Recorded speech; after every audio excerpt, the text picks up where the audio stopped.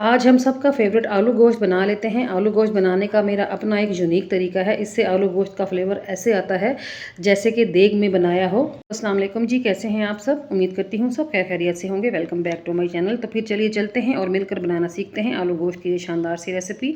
बिस्मिल्लाहिर्रहमानिर्रहीम। तो चूल्हे पर मैंने एक कुकर रखा है और इसमें शामिल किया है पौना कप के बराबर कुकिंग ऑयल और 2 मीडियम साइज़ के प्याज को बारीक काट के हमने यहाँ पर ऑयल में फ्राई कर लेना है।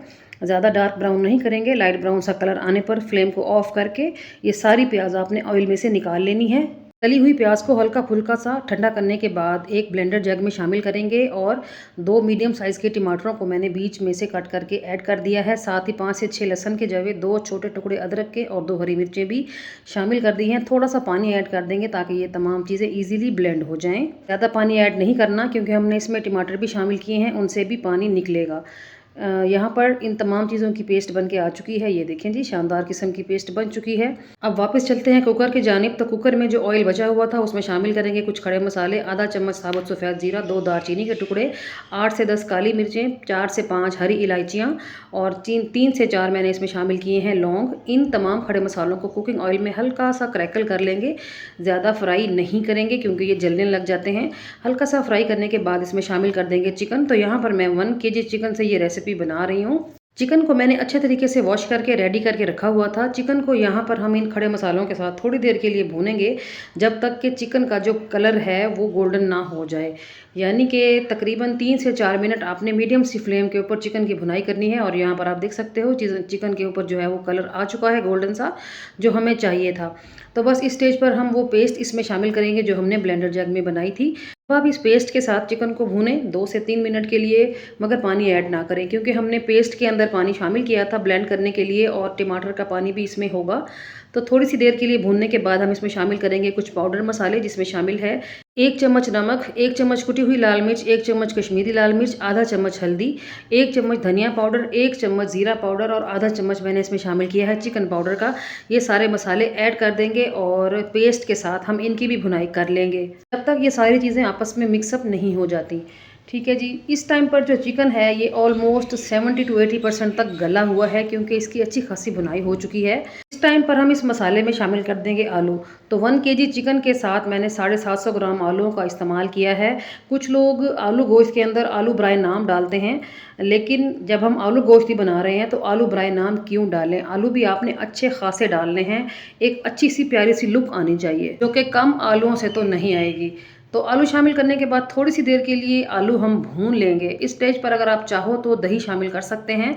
मैंने इसमें दही शामिल नहीं किया क्योंकि जो मैंने इसमें मसाला बनाया है ना वो बहुत टेस्टी और बहुत ही रिच फ्लेवर का था, तो मुझे ज़रूरत नहीं पड़ी दही ऐड करने की। आलूओं को भूनने के बाद मैंने इसमें शामिल किया है तकरीबन 1 गिलास के बराबर पानी और मैं इसको कवर लगा दूंगी और सिर्फ 1.5 से 2 मिनट का प्रेशर लगाऊंगी। अगर आप ये रेसिपी किसी खुली पतीली में बना रहे हैं तो फिर 5 से 6 मिनट के लिए आप इसको कवर लगा के पकने के लिए छोड़ देंगे। उस दौरान आलू अच्छे तरीके से गल जाएंगे। ठीक है, तो टाइम पूरा होने के बाद कवर हटा लेते हैं और ये देखें जी, ज़बरदस्त किस्म का हमारा जो आलू चिकन शोरबा है वो रेडी हो चुका है। माशाल्लाह बहुत ही ज़बरदस्त लुक है और टेस्ट तो इसका है ही आला। सबसे पहले आलू देख लेंगे आलू गले हैं या नहीं। तो यहाँ पर आप देख सकते हो आलू भी सॉफ्ट हो गया है।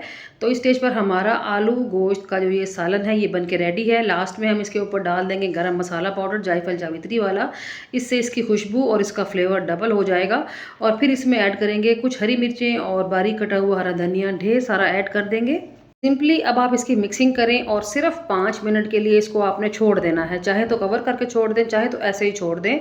जो तरी वगैरह चाहिए हमें वो इसको रेस्ट देने के बाद ही आएगी। अभी इस टाइम पर तरी नहीं नज़र आ रही, तो बस मैं धनिया मिक्स करने के बाद इसको छोड़ दूंगी। 5 मिनट के बाद आपको दिखाती हूँ। तो माशाल्लाह से यहाँ पर सिर्फ 5 मिनट ही गुजरे हैं और देख सकते हैं तरी सारी ऊपर आ गई है और बेहतरीन लुक आ चुकी है। कुछ लोग आलू गोश्त के अंदर बहुत ज़्यादा कुकिंग ऑयल का इस्तेमाल करते हैं, लेकिन अगर आप मेरी इस ट्रिक को यूज़ करेंगे ना तो आपका जो आलू गोश्त है वो कम कुकिंग ऑयल में बेहतरीन बन के रेडी हो जाएगा।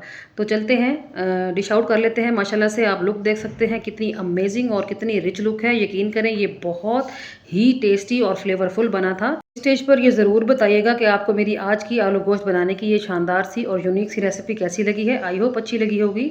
अच्छी लगी है तो वीडियो को लाइक और शेयर करना मत भूलिएगा और साथ में चैनल को भी ज़रूर सब्सक्राइब करें।